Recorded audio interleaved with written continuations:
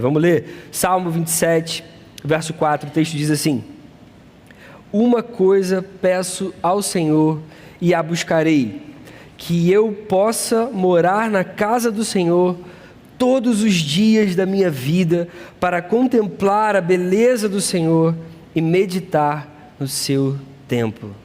Que eu possa morar na casa do Senhor todos os dias da minha vida, para contemplar a beleza do Senhor e meditar no seu templo. Amém. Existem lugares que a gente ama estar. Quem aqui não ama ou não amava ir para a casa da avó quando era criança ou adolescente? Eu sempre amei. Eu tinha 2 avós, elas já faleceram. Eu amava a casa das minhas avós. Eu amava quando a gente ia para lá, eu encontrava os meus primos. Eu lembro que sempre que eu chegava lá, na minha infância, minha adolescência, minha avó sempre tinha feito aquela comida que cada neto gostava. Sempre tinha aquele dinheirinho que ela trazia e dava escondido pra gente e falava assim, não conta pro seu avô não. Aí dava assim pra gente, aquele dinheirinho que era tipo uma mesada. Sempre chamava a gente de meu anjinho. É coisa de vó. É tão bom a gente ir para um lugar assim, que a gente se sente amado, que a gente gosta de estar. Eu acho muito legal que hoje a Manu, a minha filhinha, ela vive isso. De todos os lugares que a gente leva a Manu, a gente leva ela em lugar para brincar, lugar para ela correr, lugar para ela, enfim, andar de bicicleta. Os lugares que ela mais gosta de ir são as casas dos avós dela. Ela ama. Quando a gente pergunta para ela, filha, onde você quer ir agora? Casa da vovó. Aí ela fala, vovó Fátima, vovó Paloma. Ela ama a casa das avós. Existem lugares que trazem boas lembranças para a gente, bons sentimentos, boas memórias. Tem lugares que eu amo visitar, por exemplo, quando eu viajo com a Lê, com a minha esposa, porque remetem a momentos inesquecíveis. Existem lugares que a gente vai, que a gente vive experiências ali, que aquilo marca o nosso coração, marca a nossa mente. A gente gosta de voltar nesses lugares. A gente gosta de estar nesses lugares. São experiências que a gente gostaria de repetir.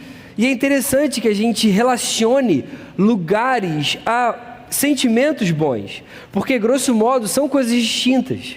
Sentimentos são uma coisa, lugares são outra completamente diferente. Talvez se a gente tivesse experiências ruins em algum lugar, a gente talvez não gostasse, obviamente, daquele lugar. E a gente lê um salmo como esse e ele mostra algo mais ou menos assim pra gente. Davi foi um grande rei que o povo de Israel teve. Deus tinha escolhido Davi para ser o rei do seu povo, era alguém segundo o coração de Deus, e Davi tinha muita intimidade com Deus. Não à toa, a maioria dos salmos que a gente pode ler foram escritos por ele. A gente vê ali salmos que mostram a confiança que ele tinha no Senhor, salmos que mostram que ele depositava a sua esperança no Senhor, que mostram para a gente quem era de fato o seu Deus. Você vai ler os salmos, você vai ver que tem salmo que Davi rasga o coração dele com Deus, com sinceridade, com temor. Tem salmo que a gente vê que Davi chora e clama a Deus que o salve. Tem salmo que simplesmente Davi adora e reconhece a majestade do Senhor.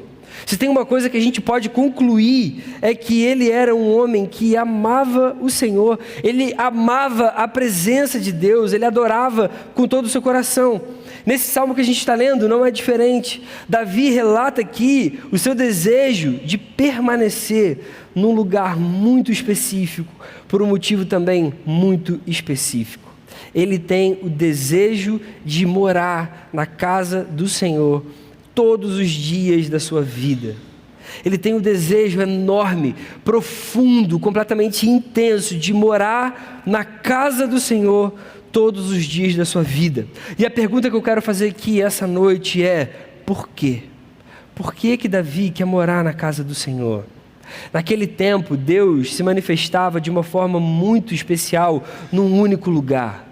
A casa do Senhor era de fato um lugar específico, era um local geográfico. E obviamente o que Davi queria, para além de estar no local físico, o que ele desejava de fato era desfrutar da presença de Deus. O que mais Davi queria era permanecer na presença de Deus. E por que ele fala da casa do Senhor? É porque a presença se manifestava na casa do Senhor. Lá em Êxodo a gente vai ver Deus libertando o povo de Israel da escravidão do Egito. Deus conduz esse povo pelo deserto em direção à terra que ele tinha prometido.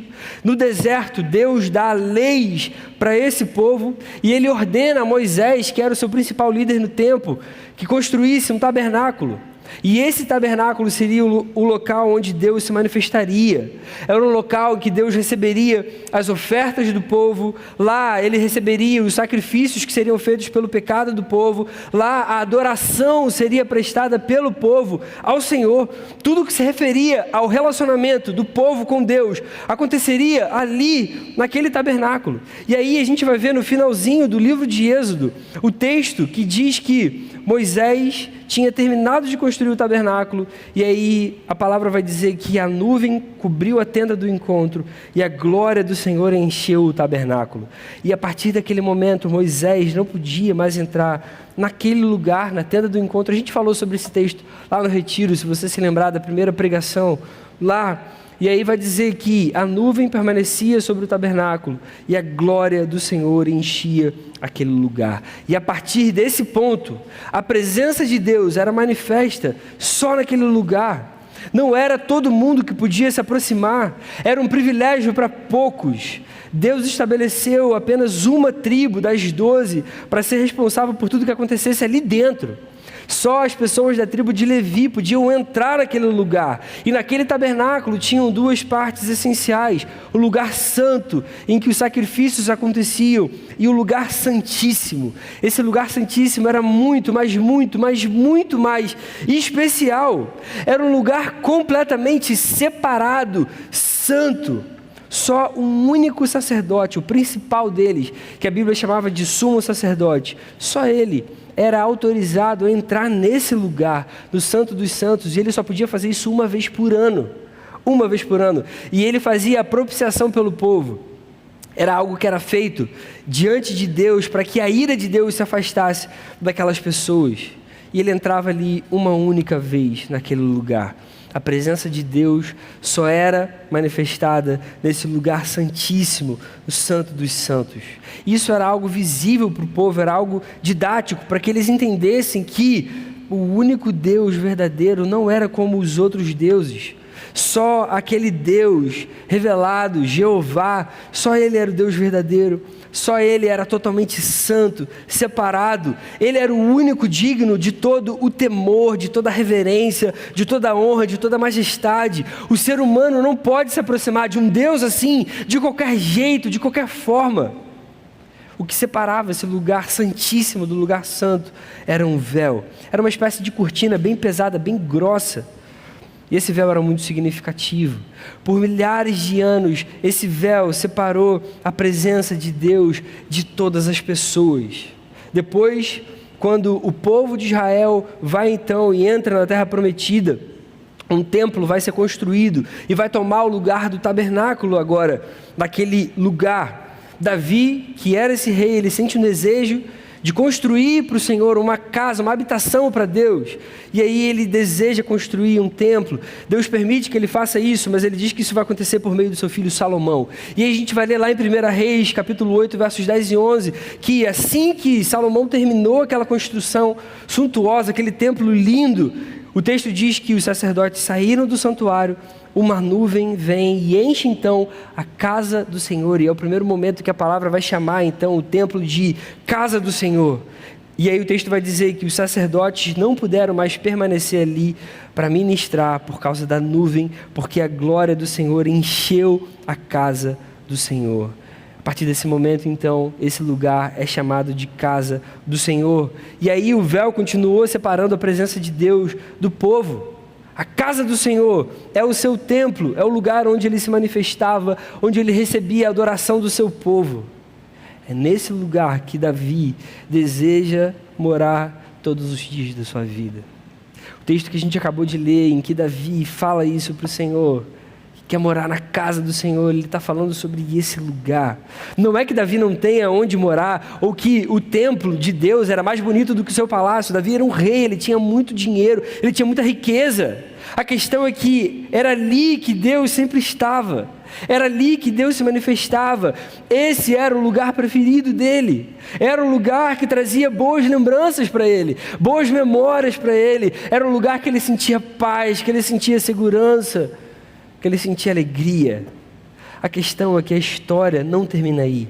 Essa era só uma parte do plano redentivo de Deus. A palavra vai ensinar para a gente depois lá no Novo Testamento, Gálatas 4, versos 4 e 5, que quando chegou a plenitude do tempo, Deus enviou o seu Filho, nascido de mulher, nascido sob a lei, para resgatar os que estavam sob a lei, a fim de que recebêssemos a adoção de filhos. Esse texto ensina para a gente que Jesus é o Filho de Deus que vem ao mundo, e sendo Deus e sendo homem ao mesmo tempo, quando ele morre numa cruz, a palavra vai ensinar para a gente que ele faz com que o véu do santuário, esse véu que a gente está falando, o véu do templo, seja rasgado de cima a baixo, e a implicação disso para a gente é absurda.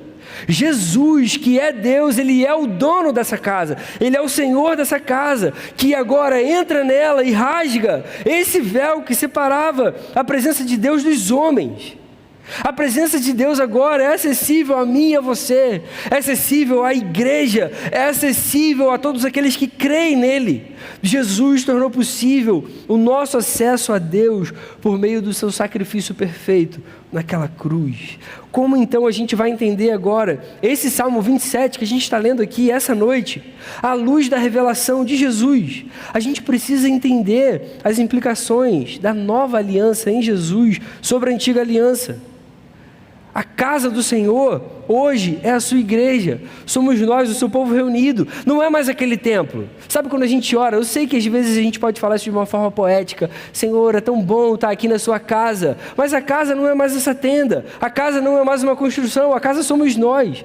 Se a gente se reunisse ali, na beira daquele rio sujo ali, a casa do Senhor estaria ali. Se você se reúne na casa de alguém, na célula, durante a semana, a casa do Senhor está naquele lugar. Essa é a implicação de Jesus ter vindo a esse mundo e ter morrido naquela cruz. A presença de Deus hoje é acessível a todos os que creem em Cristo. Ela não é mais restrita aos profetas e aos sacerdotes. E isso significa que em Jesus, todos nós que cremos nele, podemos ficar nesse lugar, no lugar da presença, todos os dias. Eu e você hoje podemos ficar na presença de Deus, na casa do Senhor, todos os dias da nossa vida. Todos os dias da nossa vida. Sabe a música que a gente canta? Uma coisa vou pedir, deixa eu ficar nesse lugar. Música maneira pra caramba. Eu não estou falando que essa música está errada, pelo amor de Deus. A música é maneira, ela fala de um salmo. Só que as implicações de Jesus ter vindo a esse mundo precisam fazer o nosso coração entender que esse lugar, ele já está disponível para mim e para você. A gente canta, claro, o nosso desejo é que o nosso coração se volte ao Senhor, às vezes até de uma forma automática. Quando a gente canta isso, a gente fala, Deus, por favor, mantenha esse sentimento aqui dentro aceso, eu não quero perder isso. Só que aí é como se Jesus tivesse gritado para cada um de nós, eu já fiz isso, você pode entrar, você pode viver na minha presença todos os dias da sua vida, eu deixo sim você entrar.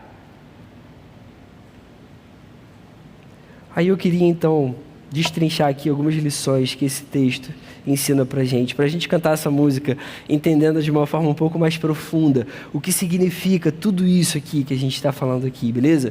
E aí eu vou dividir em 3 partes, porque esse texto vai ensinar pra gente sobre o desejo que a gente deve ter pela presença de Deus. Ele vai ensinar a gente sobre a constância na nossa busca, a gente deve fazer isso todos os dias, e ele vai ensinar sobre o desfrute da presença. Uma vez que a gente entre na presença de Deus, a gente precisa aprender a desfrutar dessa presença, a amar essa presença, a querer isso cada vez mais no nosso coração. Então, em primeiro lugar, a primeira coisa que a gente vai falar aqui é que o melhor lugar da vida é a presença de Deus. O melhor lugar da vida é a presença de Deus. A gente precisa aprender com Davi sobre esse desejo mesmo. Esse salmo ensina sobre o desejo por essa presença. Davi demonstra um profundo desejo pela presença de Deus. Uma coisa peço ao Senhor e a buscarei. Uma coisa só é o que Ele quer, e Ele vai buscar isso com todo o seu coração, que eu possa morar na casa do Senhor.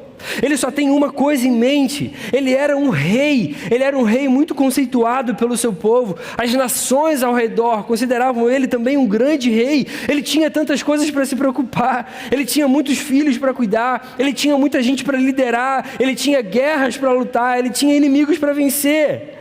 Mas ele também já tinha tido muitas experiências com Deus. Ele já tinha experimentado o prazer da presença.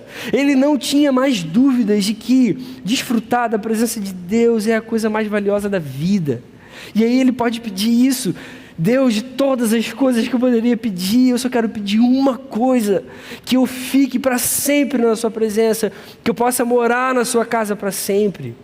Davi é um cara que escreve num deserto, por exemplo, o Salmo 63:3, porque a tua graça é melhor do que a vida. Os meus lábios te louvam. No outro momento ele declara: tu és o meu Senhor, não tenho bem nenhum além de ti. Ele considera de verdade o Senhor, o Deus revelado, a coisa mais preciosa, a coisa mais importante, a coisa mais desejada. O melhor lugar que todos nós podemos estar é a presença de Deus. Essa é a melhor coisa, é a casa do nosso Deus. Só que essa casa não é mais uma construção, mas agora é um lar espiritual. É algo que é construído quando corações se rendem a Ele em reconhecimento e adoração, quando o seu povo se reúne para buscar. Agora aqui é a casa de Deus. Ele está nesse lugar, Ele está habitando aqui agora, no nosso meio, porque a gente está reunido aqui. Na segunda-feira, quando não tiver mais gente aqui, não é mais a casa de Deus aqui. A gente vai chamar de igreja, porque tem algo institucional envolvido e etc. Mas não é mais a casa do Senhor, como a gente lê aqui na palavra. Como eu falei alguns dias atrás aqui no Gol, a presença de Deus não se restringe mais a um local físico. A gente pode ter acesso a essa presença em qualquer local, em qualquer circunstância, em qualquer momento. E isso vai acontecer justamente quando nós nos tornamos casa do Senhor. Quando a gente entra no nosso quarto e começa a adorar e a buscar com todo o nosso coração, Jesus se faz presente ali. E é nesse lugar, é nesse momento que a gente vai encontrar alegria, prazer, proteção. Onde quer que a gente esteja, em qualquer lugar, em qualquer momento, em qualquer circunstância. Seja lá o que a gente estiver vivendo, se a gente tiver a presença de Deus, esse vai ser o melhor lugar para a gente estar. Mas aí o Salmo não para por aí. Davi demonstra o tamanho do seu desejo, não apenas entrar na presença de Deus, mas em permanecer lá e para sempre. Ele vai dizer que eu possa morar na casa do Senhor todos os dias da minha vida, todos os dias da minha vida para sempre. A segunda coisa que a gente vai ver aqui é que uma vida íntima com o Senhor tem esse desejo pela presença todos os dias. A gente precisa cultivar isso no nosso coração. A gente vê pela palavra que precisa ser algo constante, não é uma vez só, não é só uma ocasião específica, é todos os dias. É o que a gente sempre fala quando a gente volta de um retiro. Sempre que a gente volta de um retiro, a gente volta com o coração aquecido, desejoso por Deus. E a gente sempre pede isso: Senhor, que eu não fique assim agora só nessa próxima semana, me ajuda a manter isso no coração. O fato da presença de Deus não ser mais restrita a um local específico tornou a vida dos cristãos muito mais fácil. A gente pode encontrar o Senhor, a gente pode entrar na presença dEle todos os dias, no nosso quarto, na nossa casa, nessa igreja, na nossa faculdade, no trabalho, no ônibus, em qualquer lugar. A presença de Deus está acessível dessa forma. Você já teve aquela experiência que você está no ônibus e aí você está fazendo seu devocional, você ouve uma música e você começa a chorar no ônibus? Eu já vivi isso várias vezes. E aí o Espírito vem e visita a gente e enche o coração. E eu fico imaginando se Davi tivesse essa facilidade que a gente tem hoje, pela presença de Deus. Um cara que ansiava morar na casa do Senhor todos os dias da sua vida. Imagina se para ele fosse fácil como é para a gente hoje. O que ele não falaria para a gente quando a gente é desleixado com Deus, quando a gente é preguiçoso? Eu sei que às vezes a gente quer e a gente espera um milagre de Deus, no sentido de esperar que Ele aqueça o nosso coração, né? Poxa, Senhor, por favor, faz uma coisa aqui para eu começar a ter desejo por você. Eu quero buscar mais, eu sei que eu estou dando mole. Eu quero te adorar mais, eu quero viver mais para você. É muito mais fácil quando Deus enche assim, e às vezes Ele faz isso mesmo. E é por isso que a gente geralmente ama retiro, né? Porque lá a gente parece que sente mesmo esse gás, e aí é algo que parece que vem de fora, e a gente volta animadaço, e a gente busca com mais naturalidade.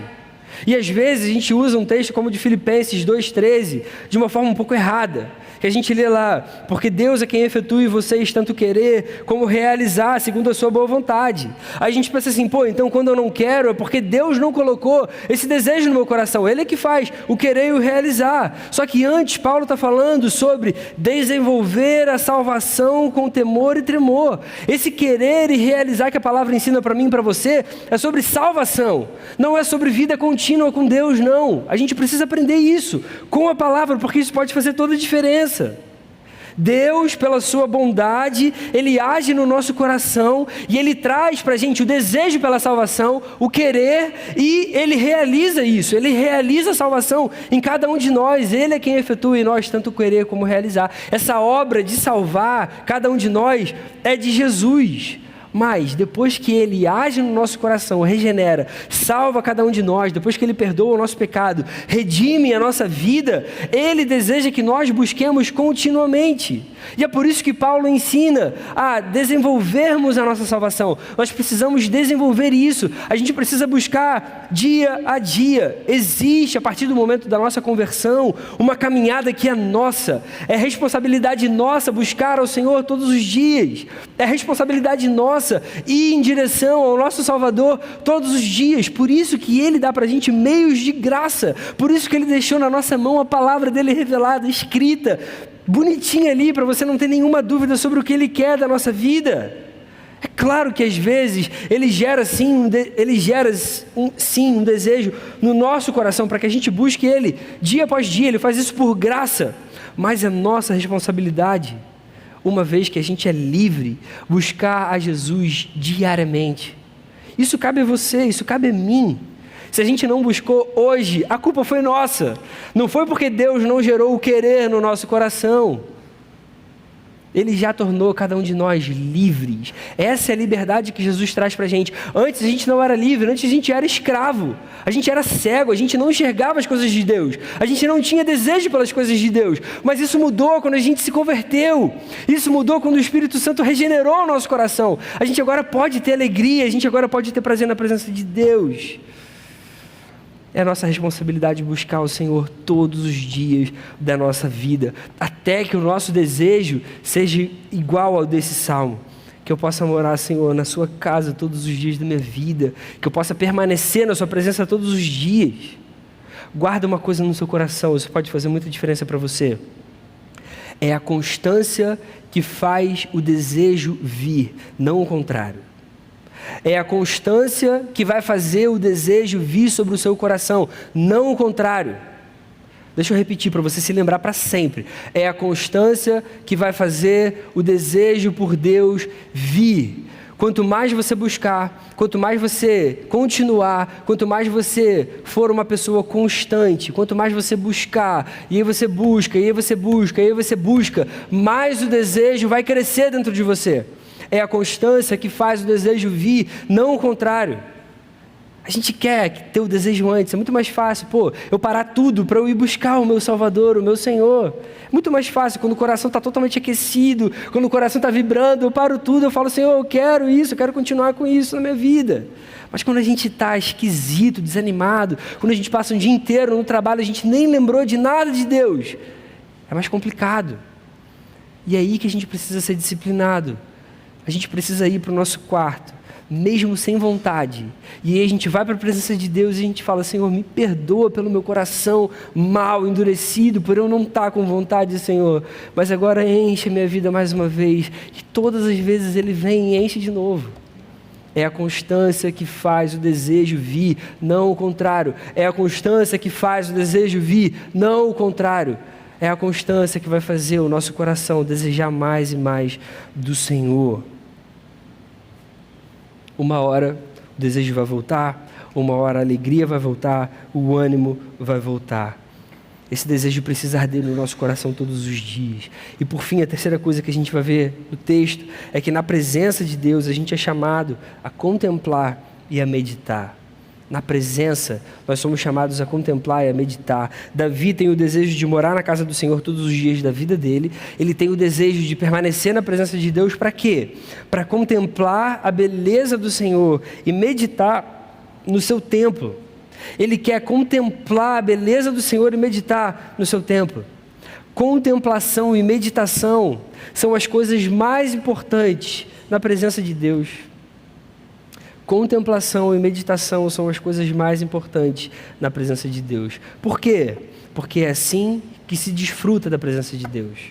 É assim que a gente vai desfrutar da presença maravilhosa de Deus com contemplação, meditação. Você sabe o que é contemplar? Contemplar, por definição, é fixar o olhar em alguém com encantamento. É você olhar para alguma coisa de uma forma fixa e você se encantar com isso, com admiração, com desejo. É você observar atentamente, é você analisar. É diferente só de dar aquela olhadinha. É você de verdade contemplar e você fica olhando aquilo, e você fica estático olhando aquilo, e aí você quer analisar aquilo, você quer entender cada detalhe daquilo que você está olhando. E a pergunta que a gente precisa fazer, quando a gente lê um texto como esse quando você para ter um momento de devocional com Deus, um momento seu com o Senhor, você tem separado um tempo para fixar o seu olhar em Deus com admiração? A gente precisa aprender a contemplar. Sério, cara, isso pode fazer muita diferença na nossa caminhada com o Senhor. Nós precisamos aprender a contemplar. Quando você para ter um tempo na presença de Deus, você tem observado atentamente cada detalhe daquilo que Ele quer falar, daquilo que Ele quer tratar, daquilo que Ele quer fazer na sua vida, no seu coração.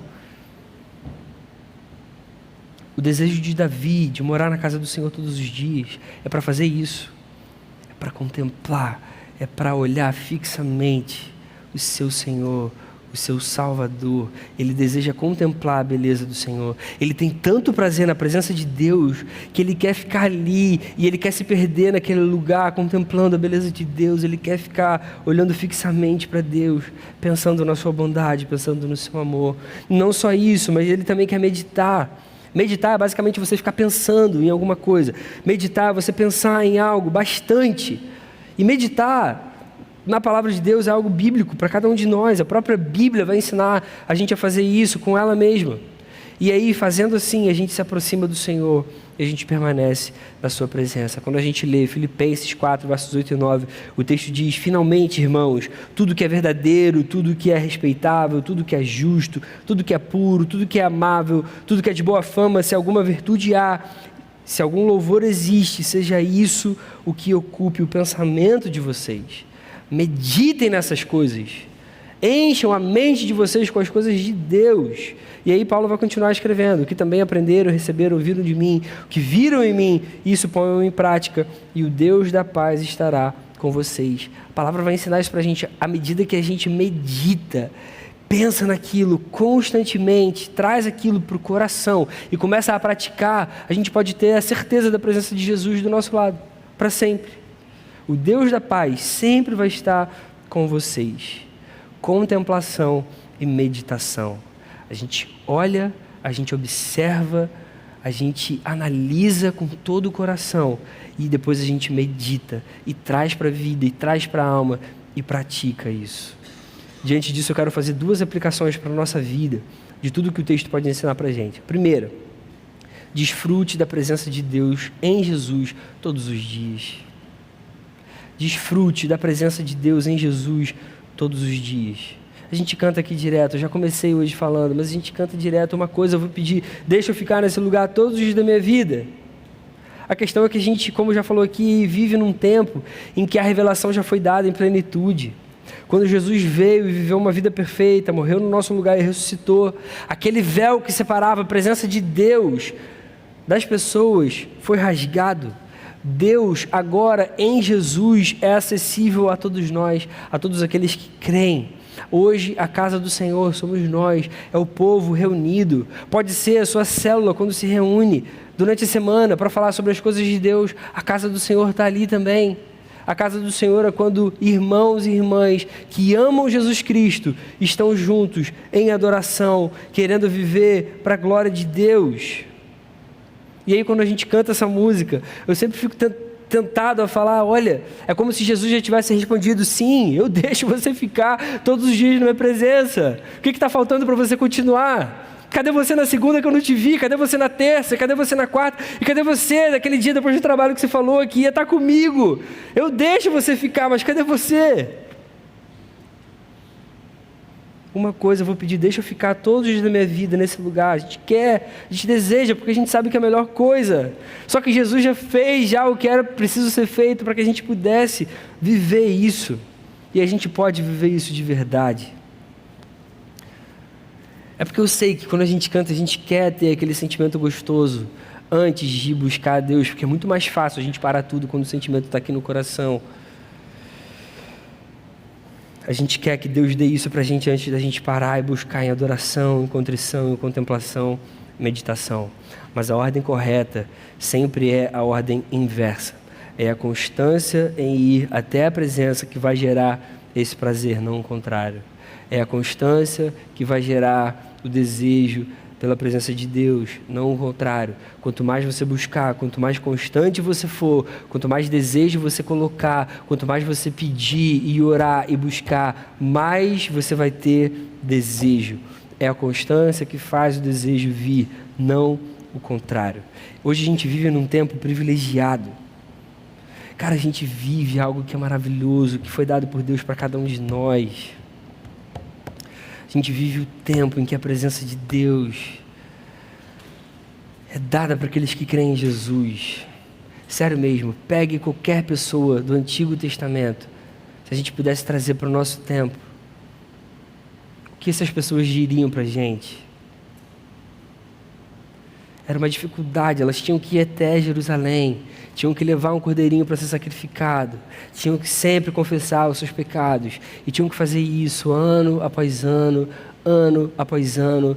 Era longe, era custoso, era difícil, não podia nem chegar perto.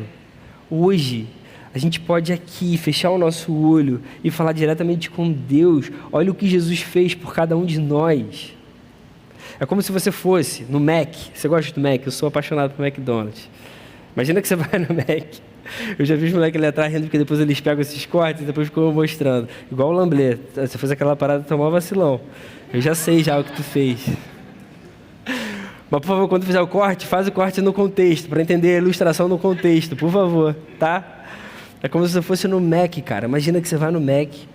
Pô, você vai lá de novo, porque você já comeu lá um dia, você gosta daquilo, e aí você quer voltar lá, é bom pra caramba. Aí você tá morrendo de fome, aí eu vou lá e compro um quarteirão pra você comer, eu falo assim, ei, tá pago, cara, pode comer. Aí você fica assim, pô, por favor, me dá esse quarteirão pra eu comer, por favor, eu desejo comer. Tá bom, cara, pega aí, pode comer. Não, mas por favor, me dá esse quarteirão pra eu comer. Tá bom, pega e come, já tá pago.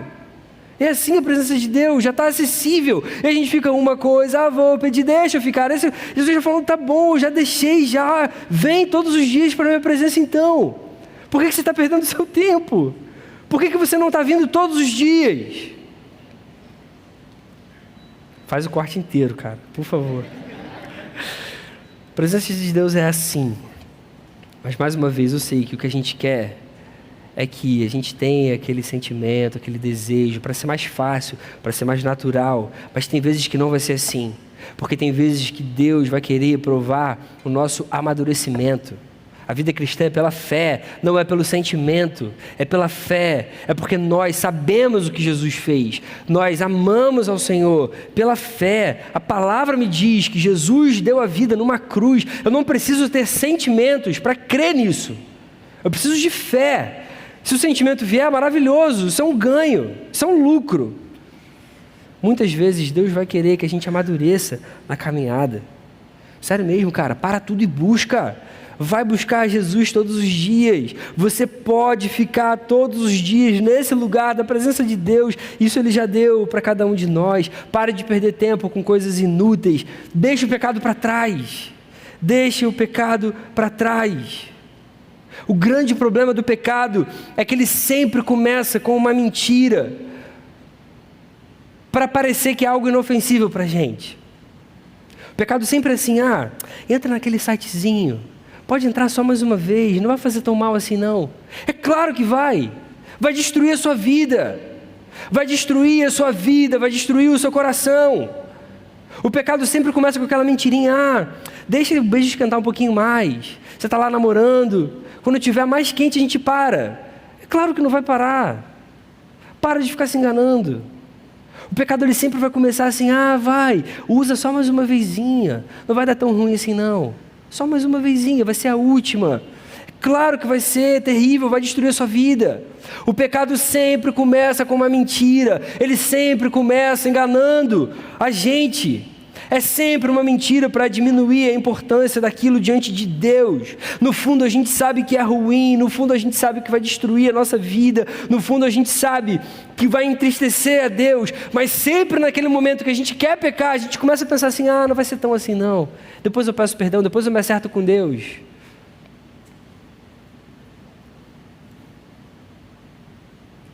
Galera, a gente precisa levar isso a sério. E se você está namorando há algum tempo, e você tem caído, eu quero desafiar você a marcar um gabinete comigo, para a gente trocar uma ideia. Se você tem vivido um namoro que não tem sido santo, vamos conversar. Por algumas conversas com alguns jovens aqui, eu tenho ficado entristecido com o meu coração. Eu tenho ficado assustado com a falta de temor de algumas pessoas, sério mesmo. Vamos trocar uma ideia. Não brinque com o pecado. Não brinque com o pecado. Não brinque com o pecado. O principal problema é que quando a gente faz essas coisas, quando a gente cede à tentação, quando a gente acredita nessa mentira, a presença de Deus se vai. A casa do Senhor se destrói. A gente perde a coisa mais preciosa que a gente tinha. A presença de Deus em Jesus. E quando isso vai, a alegria também se vai. E o ânimo também se vai.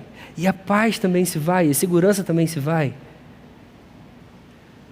E muita gente não entende por que parece que a vida com Deus está esquisita agora. Porque deixou o pecado entrar e tem permanecido na vida, tem permanecido na caminhada, tem permanecido ali no dia a dia. Nunca se esqueça de que a presença de Deus é o melhor lugar, é a coisa mais preciosa, é a coisa mais importante. É na presença que a gente vai encontrar descanso, é na presença que a gente encontra alegria, é na presença que a gente encontra prazer, paz e segurança. A segunda aplicação: amadureça seu relacionamento com Deus, se propondo a contemplar a sua beleza e a meditar na sua palavra. A gente pode dar esse passo, a gente pode caminhar para esse nível mais profundo de relacionamento com Deus. Contemplação é algo bem mais profundo do que fazer a minha devocional. Sabe, quando a gente quer fazer a nossa devocional, a gente fala, eu preciso fazer. Todo mundo tem que fazer a sua devocional. É um tempo de devoção. Tem gente que está mais nova aqui, se você não sabe o que é devocional, é um tempo que você vai tirar para buscar a Deus. O que é buscar a Deus? Você vai orar, você vai ler a Bíblia, você vai deixar que Deus fale ao seu coração, você vai adorar a Deus nesse tempo de devocional, um tempo de devoção a Deus. Contemplação é algo que te leva a um nível mais profundo. Você concorda que às vezes a gente, para não deixar de fazer a devocional, a gente faz de uma forma meio automática? Cara, quantas vezes eu li a Bíblia, sabe, bem rapidinho, fiz aquela oração curta, só para não deixar passar em branco. E é melhor a gente fazer assim do que não fazer. Mas existe um nível de intimidade com Deus que é bem mais profundo do que isso, que leva a gente para mais perto do nosso Deus. Contemplação é aquele momento que você já vai ter lido a palavra, que você já vai ter orado, colocado seus pedidos diante de Deus, e aí você vai parar um pouco e você vai pensar na bondade de Deus. Para um pouquinho e pense na beleza de Deus, não apenas na beleza estética. Pense em quão belo o nosso Deus é em toda a sua criação, em toda a sua bondade, em todo o seu amor, em toda a sua graça, em toda a sua misericórdia. Traga à sua mente as coisas que Deus já fez por você. Quantas vezes Deus já perdoou o seu pecado. Quantas vezes Deus te trouxe para perto, te abraçou. Quantas vezes Deus foi misericordioso com a sua vida. Isso é belo. Isso é maravilhoso demais. Pense nessas coisas e contemple a Deus, Senhor. Como você pode ser tão bom assim? Senhor, como você pode ser tão bom assim para uma pessoa como eu? Todas as coisas que eu já fiz com você, todas as coisas que, enfim, eu já deixei meu coração desviar do Senhor, e o Senhor foi sempre bondoso, o Senhor sempre me trouxe de volta. Contemplar é pensar nessas coisas de uma forma mais calma, com mais tempo, com desejo, é analisar cada uma dessas situações, olhar fixamente, lembrem disso, é ter aquele desejo real de permanecer na presença de Deus, morar na casa do Senhor todos os dias da nossa vida. Como isso é importante. E aí vai entrar a meditação também. A meditação faz parte da contemplação.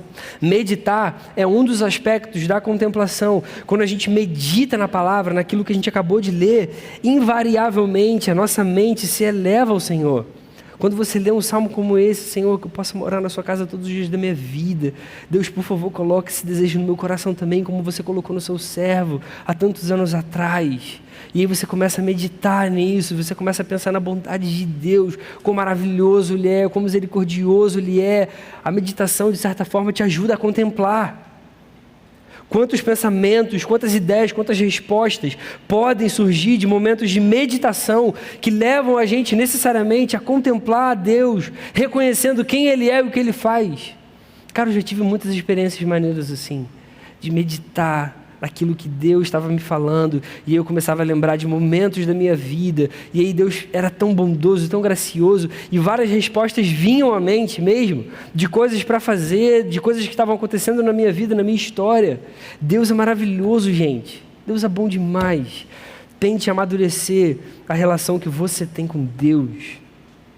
Amadureça o relacionamento que você tem com Deus. Como seres regenerados, nós somos chamados a contemplar o Senhor e meditar na sua palavra. É isso que vai levar a gente a um nível mais profundo de intimidade com Ele. A gente precisa fazer isso todos os dias da vida. Quero concluir dizendo que Jesus veio, morreu, ressuscitou, e Ele tornou possível que a gente vivesse sempre na sua casa, o lugar onde a sua presença manifesta. Sim, Ele deixa a gente ficar nesse lugar todos os dias da nossa vida. A questão é, por que a gente não tem colocado em prática esse pedido sempre? Que isso não seja só uma música legal, que inclusive acho que a gente vai cantar agora ela aqui, né? Mas que isso possa ser algo além, possa ser um desejo real do nosso coração. E a gente queira e a gente pratique isso no nosso dia a dia. Amém? Vamos orar? Senhor, muito obrigado pela Tua palavra. Obrigado porque ela confronta a gente mesmo, Senhor, a sair da nossa zona de conforto. Ela mexe com a gente. Obrigado, Senhor, porque quando a gente para pensar em todas essas coisas, a gente realmente percebe, Deus, que a gente tem dado mole, Senhor. A gente tem te buscado pouco, a gente ora pouco, a gente desfruta muito pouco da Tua presença tão maravilhosa, Senhor. Você é a melhor coisa da vida, você é a melhor coisa que a gente pode ter. Você é a nossa única alegria. Você é o único motivo do nosso prazer, Senhor, mas tantas vezes a gente esquece isso. Muitas vezes a gente busca essa alegria, esse prazer em outras coisas que são tão passageiros, Senhor, que são tão pequenos. Ajuda a gente a Te buscar todos os dias da vida, Senhor. Que a gente Te ame, que a gente Te adore com todo o coração, que a gente viva na Sua presença todos os nossos dias para a Sua glória e a gente seja um povo que Te glorifica, que brilha a Sua luz, que vive para a Sua honra, Senhor. Ajuda a gente nessa caminhada, no nome de Jesus. Amém. Amém.